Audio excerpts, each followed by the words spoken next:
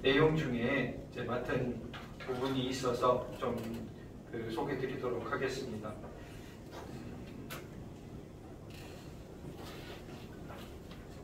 제가 잠시만요.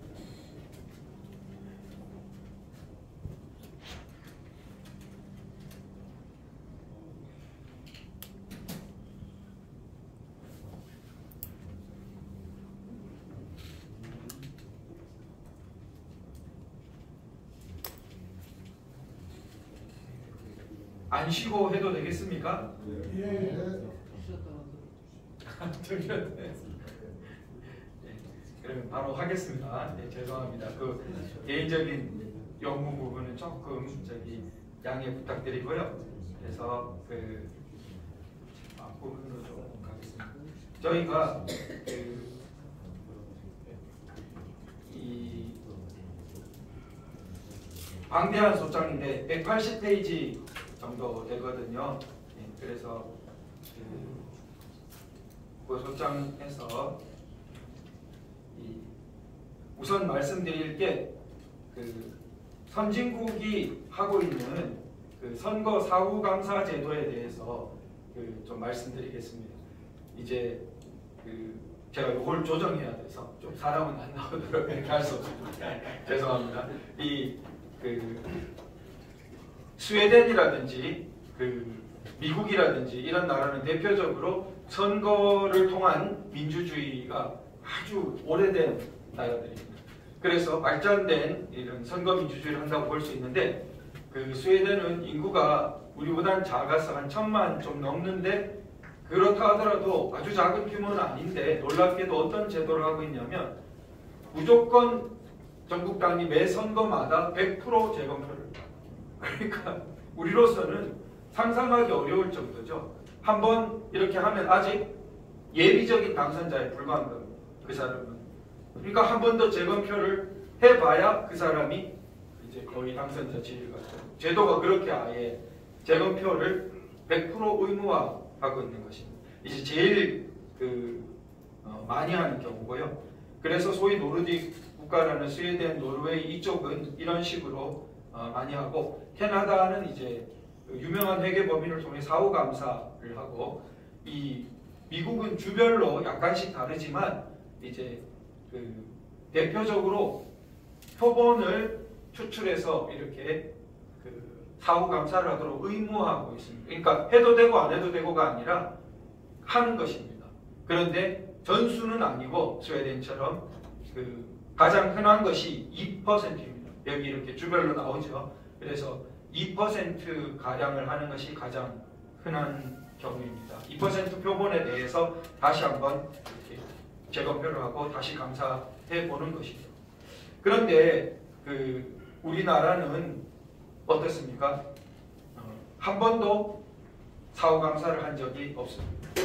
그러니까 우리는 한 번도 못한 거예요. 그러니까 선거에 대해서 의문이 제기된 것이 노무현 이해창 후보하고 했을 때 벌써 20년 전에 그때도 재검표를 하고 그랬는데 그때 이래로 짧게 봐도 4.15 총선 이래로 이렇게 많은 분들이 또 그 전에 조금만 길게 보면 10년 이렇게 선거에 대해서 많은 의문과 그런 사회적인 갈등과 논란이 있는데도 단 한 번도 사후감사를 의무화해서 한 적이 없다는 것이죠. 표본을 뽑아서도 안 했다는 거죠. 그러니까 이 병을 너무너무 계속 키워가지고 지금은 사실 어떻습니까? 우리 이제 완전히 너무너무 중병이 되어서 그래서 우리도 지금 죽기 아니면 가물어치기가 되는 그런 심정이 이제 돼 있는 거죠. 그래서 이 소송이 결국은 뭡니까? 우리 소송이 유권자의 소송이 제도로 없는 제도의 공백인 제도가 결여되어 있는 사후감사를 하는 셈입니다. 그런데 우리가 자체 조사하기도 어렵고 자체 조사해도 공신력이 부여되기 어렵지만 소송을 통해서 어떤 자료가 결론이 나면은 그건 공신력이 부여되겠죠. 그래서 이 소송이 의미가 있는 것이죠. 우리가 이제 그런데 우리 소송은 11,040분이나 해주셨고 또 후보까지 한 분이 결합되어서 아주 법적으로 상당한 의미를 갖춘 소송이죠. 문제는 이제 우리가 지금까지 봐왔지만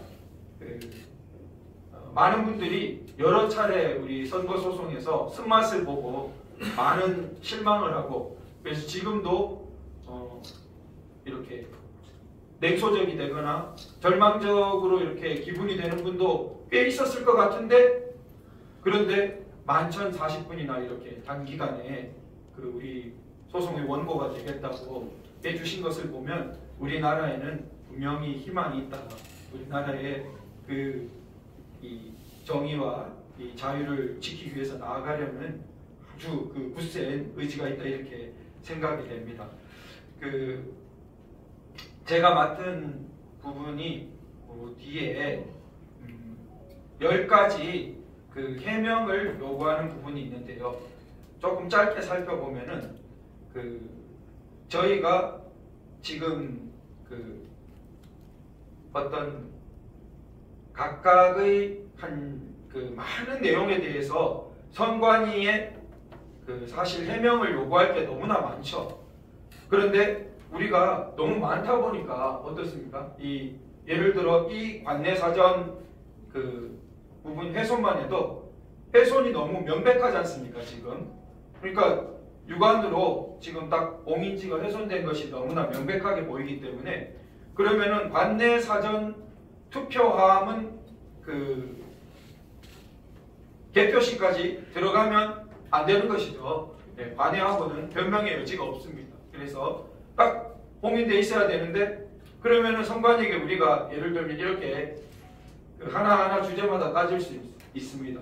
너는 이 사진의 진정성을 부정하는 거냐? 그러니까 이거 가짜라고 주장하는 거냐? 그럼 이제 찍은 사람도 있고 다 있는 거죠. 그럼 주장 못하면은 그럼 공인 훼손된 걸 인정하느냐? 사실 인정 안 하기가 어렵죠. 공인이 이렇게 물증으로 나와 있으니까. 그러면은 이제 우리는 따져야 되죠. 그럼 이거 언제? 귀신이 할 수 없으니까 누구에 의해서 왜 어떤 경위로 이 공인이 훼손됐느냐? 그러면은 네 말만 아니고 너의 그걸 뒷받침할 객관적인 자료를 가져와라. 이렇게 우리가 싸워야겠죠. 이런 식으로 저희가 법정 소송만이 아니라 소송 중에도 이런 걸 제출하겠지만 보통 선관위가 어쩌죠? 답을 잘 안 하는 경우가 많죠. 이렇게 막 따지고 들면은 그러면은 우리가 바깥에서 그냥 선관위 해체하라 이렇게만 외칠 게 아니라 이런 구체적인 딱 요구를 가지고 저희가 이제 정리를 해드릴 테니까 그래서 각종 전국적으로 해명을 요구하고 계속 그런 부분이 돼야겠죠.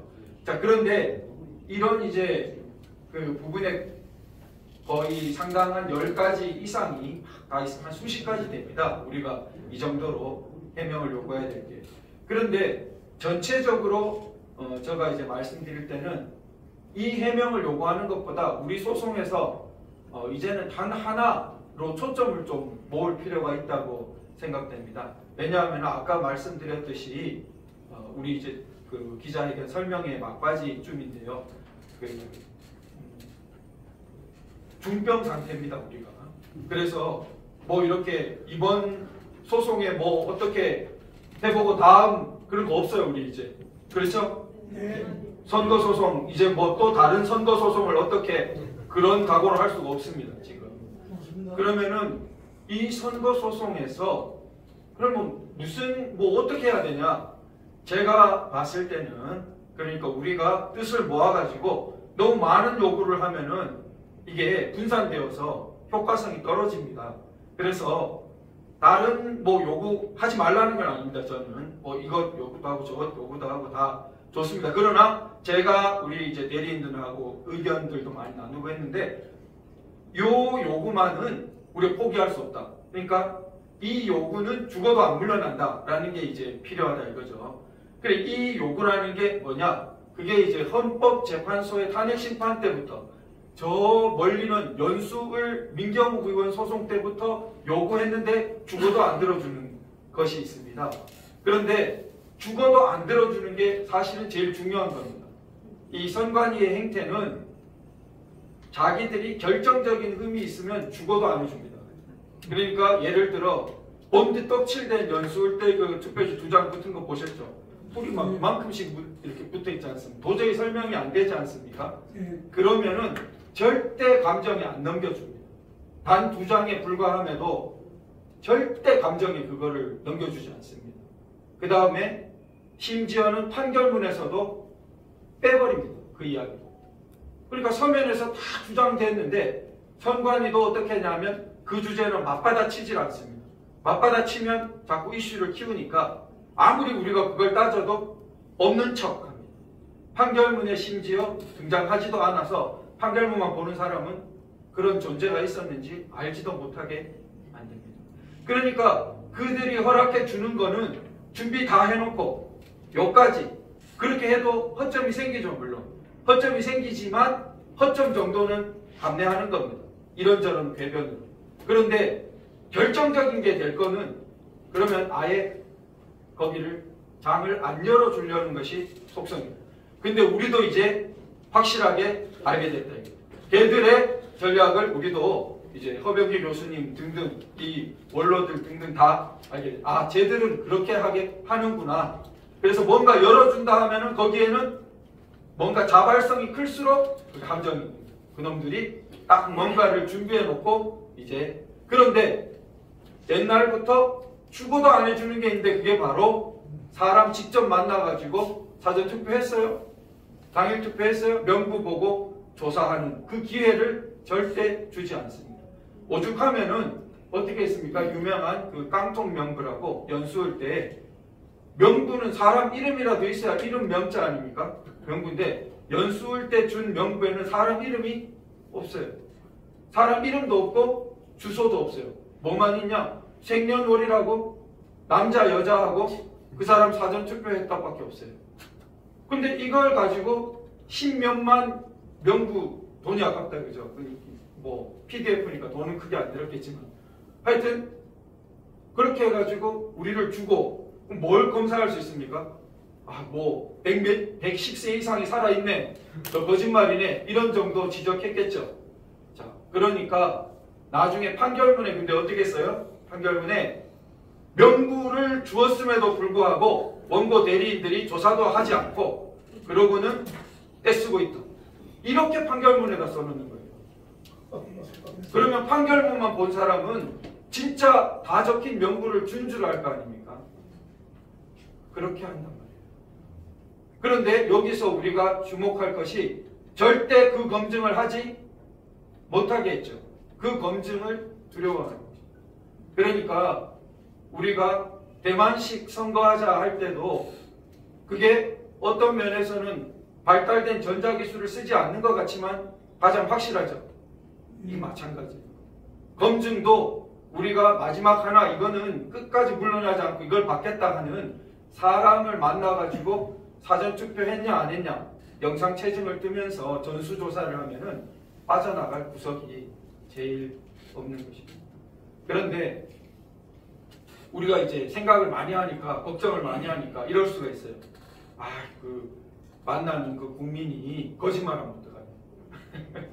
사람이니까 또 국민도 막 거짓말 하는 거 아니에요. 저는 이렇게 생각합니다. 거짓말 할 확률도 낮지만 아직 우리가 그만큼 타락은 안 했다고 생각됩니다. 그거는 한 사람 한 사람 모두에 달려 있거든요. 그래서 자기 가치가 n분의 1이에요. 그 거짓말 자기가 뭐 n분의 50% 누구 한 사람이 그럴 수 없어요. 자기 한 사람 거짓말하면 n분의 1 거짓말이란 말이에요. 근데 n분의 1 거짓말이 쌓여가지고 이 결과 전체를 왜곡시킬 정도로 만약에 우리 국민이 그랬다. 그럼 우리 다시 시작해야 돼요. 우리 다시 시작해. 그렇지 않습니까? 다시 시작해야 돼요. 그러면 그거는 우리 국민들의 정신이 무너졌다는 얘기예요. 그까지 갔다면은 이거 지금 국민적으로 선거 밝혀보겠다고 자원봉사자들이 가가지고 그렇게 하고 있는데 거짓말을 거기 그게 거짓말이 과반을 넘을 정도로 돼가지고 이 결과 자체를 다 왜곡지, 그러면은 그거는 정신적으로 이미 우리는 무너진 거랑 마찬가지예요. 그러면 그거는 다시 시작. 근데 저는 제가 생각할 때 그렇잖아요. 우리 지금 11,040명이나 번고가 됐잖아요. 어떤 분들은 정부 바뀌고 난 다음에 뭐 위축이 많이 되셔가지고 이름 나오는 것 자체도 얼마나 막 이렇게 꺼리시고 하는데, 이름 당당히 원고를 해가지고 나 지금 여기 선거무효 구성한다고 그런 분이 지금 단기간에 그만큼이나 되셨잖아요. 저는 절대 우리가 그렇게 무너지지 않았다고 생각되고, 한편으로는 이게 제가 봤을 때 우리나라의 큰 계기라고 생각됩니다. 왜냐하면은 이게 미국의 배심원단처럼 거기에 참여한 그 증인적인 가치가 굉장히 크잖아요. 자기가 그 증언한 가치가 굉장히 크단 말이에요. 나 당일 투표했고 김문수 후보를 찍었다, 이렇게 자기가 이렇게 증언한 것이 마치 배심원단에 참여해서 판결을 내리는데 참여한 그런 활동과 거의 수준 높은 시민적인 그 진짜 활동을 한 것이죠. 그래서 자, 이거를 우리가 강력하게, 절대 잘 안 들어주니까 어떨 때만 들어줍니까? 정말 자기들이 빠져나갈 수가 없을 때만 들어주지, 이것은 자기들이 무너질 수 있는 것이기 때문에 보통에서는 안 들어줍니다. 그럼 어떻게 해야 되겠습니까? 자, 우리 박 변호사님 미국 가서 잘해 주실 거죠? 박수 한번. 우리가 혼자 싸우지 않고, 지금 뭐 그 미국의 지금 캐시 파텔 같은 사람이 위조 중국에서 대량 신분증을 만들어가지고 한국을 경유해가지고 지금 미국 대선에 중국이 개입했다, 이런 게 전 세계 외신으로 지금 파전되고 있는 시점 아닙니까? 우리가 지금 선거소송을 하면서 요구를 하는 시점이 지금보다 좋을 때가 있을 수 있습니까? 없습니까? 없죠? 네. 지금에서도 못하면 못하는 겁니다. 그렇죠? 네. 지금 미국에서 일어나고 있는 이 선거 개입을 밝히겠다, 중국의 이러한 선거 공작을 밝히겠다, 감히 미국의 선거 공작을 해?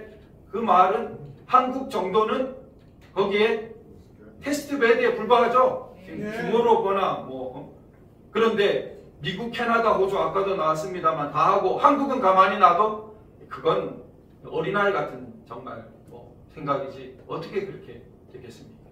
자, 그래서 이런 모든 여러 가지 의혹이나 여러 정황이 있는데도 검증 필요 없다 이런 사람은 그건 딴 나라 사람이죠. 13개 사람이. 검증이 필요하지 왜 검증이 필요 없어요? 자기는 검증도 안 해보고 그럼 어떻게 안다는 겁니까, 결론은. 그러니까 예. 그래서 합리적인 상식적인 사람이라면 이렇게까지 문제가 되고 미국도 저 난리가 나고 근데 한국에서 이만한 의혹이 있고 근데 검증을 안 해보겠다? 이 마음대로지. 검증을 하자 이렇게 되는 거죠. 그래서 일단 검증을 해야 된다는 쪽으로 국민 다수를 끌어와야 됩니다. 검증을 하자. 그리고 우리 보고 음모론 그러면 아까 전에 윤 변호사 말씀한 것처럼 야 검증하자는 사람이 음모론자 그게 말이 모순되잖아요. 검증 과학적으로 물리적으로 경험적으로 검증을 해보자는데 그게 왜 음모예요? 그래서 음모는 증명이 잘 안 되는 가설을 자꾸 맞는 것으로 아예 치고 들어갈 때 음모론이라고 그러는 건데 지금 우리는 검증해보자고 하는데 말도 안 되잖아요. 그래서 검증 거부하는 쪽을 소수로 만들어버리고 검증해봐야 된다는 분위기로 가고 그 다음에 아까 말씀드린 무슨 검증을 해야 돼요? 절대 빠져나갈 수 없는 검증. 즉 아까 전에 2%라는 게 이 선진 국가들에서 표본 비율이었지 않습니까? 전국에 3,568개 동이 있어요. 우리는 동 단위로 찍어야지. 우리 선거제도는 만약에 우리 선거제도에서 막 흙 뿌려가지고 표본을 모아보십시오. 그러면 검증이 안 되죠. 우리는 왜냐하면은 우리 의혹은 크게 두 가지입니다. 수가 틀렸다. 투표자 수가 이거 부풀려주고 안 맞는 것 같다. 그 다음에 두 번째는 뭡니까? 나는 2번 찍었는데 1번 찍은 거로 둔갑해 있을 것 같다. 이런 식의 표의 진정성이 두 가지입니다. 투표자 숫자가 틀린다. 투표 내용의 이 진정성이 달라지는 것 같다. 이 두 가지입니다. 그럼 이 두 가지를 어떻게 검증할 수 있냐? 전국적으로 흩뿌려가지고는 안 되고 동을 싹 모아야 그 동에 비율이 나오지 않습니까? 1번 몇 명, 2번 몇 명, 또 사전투표 몇 명 이렇게 나온단 말이죠. 그래서 그러면 그 동을 미리 알려주면 되겠습니까? 안 되겠습니까? 미리 알려주면 안 됩니다. 그러니까 미리 알려주면은 저 사람들은 무슨 수를 써도 자꾸 그 꼼수를 부리기 때문에 무작이라는 게 중요해요. 그러니까 마지막 순간까지 어디 할 줄 모르게 만들어요. 그러나 광역단체별로 하나 정도 하면 그게 약 2, 3% 정도 됩니다. 그러면 이 서울에 한 개 동, 서울에 254개 동인가 이렇게 있습니다. 그럼 254개 동인가 중에 어디 할 줄 몰라. 그렇게 있다가 딱 하기 직전에 이거 한다 하고 증거보전도 그때 확 들어가고 그때 이렇게 하자는 그런 생각입니다. 예. 그런데 우리가 미리 제가 다 말씀드려 버릴게요. 이걸 하자면은 제가 계산을 해보니까 한 광역 단위별로 서울 같으면은 500명 자원봉사자가 필요해요. 이거 사람 써서 하면 거액이 들어서 못합니다. 그런데 하루를 이거 자원봉사하는 500명. 아, 우리 껌이죠. 집회 나오는 분만 해도 500명. 하실 거죠? 네. 그래서 네, 감사합니다. 자, 서울에 500명, 대구에 500명, 부산에 500명, 광역 단위별로 500명이 필요해요. 왜 500명이 필요해요? 2인 1조로 한 사람 촬영하고 한 사람은 물으러 다녀야 되고, 그리고 우리 최소 인원이 2인 1조입니다. 그리고 이 2인 1조가 하루에 한 10명 조사한다. 이렇게 봤을 때 제가 동 단위가 약 작은 데가 1000몇백 명, 큰 데는 3000명 이렇게. 그렇게 이제 대략 제가 계산해 봤을 때 넉넉히 한 500명 딱 우리가. 그냥 우리 할 일이 명확해진 거예요. 우리가 어떻게 돼? 500명 자원봉사자를 미리 우리는 확 끌어모아야 되고, 쟤들은 시간을 자꾸 끌면 끌수록 체제는 공고화되죠? 굳어지죠? 빨리 해달라고 쫄라야 돼요. 빨리 이 검증을 해달라. 그러자면 우리 대비는 뭐예요? 500명이 빨리 딱 모여 있어야 돼요. 이 자원봉사자 언제 불러도 딱 나갈 수 있는. 전국적으로 광역 단위별로 딱 그렇게 해가지고 우리 자유민주주의 완전 수호자 딱 광역단체별로 500명 모으고, 그래서 우리는 레디 딱 돼 있다. 빨리 날짜를 잡아달라 해서 이 검증을 왜 피하냐. 만약에 검증을 피했어요. 그럼 이제 우리 국제적으로 떠들어요. 이렇게 객관적인 검증을 해달라고 하는데 안 해줍니다. 이거 뭔가 한국의 선거는 망가져 있습니다. 그렇게 우리가 싸워야 되죠. 너무 많이 말했나 제가?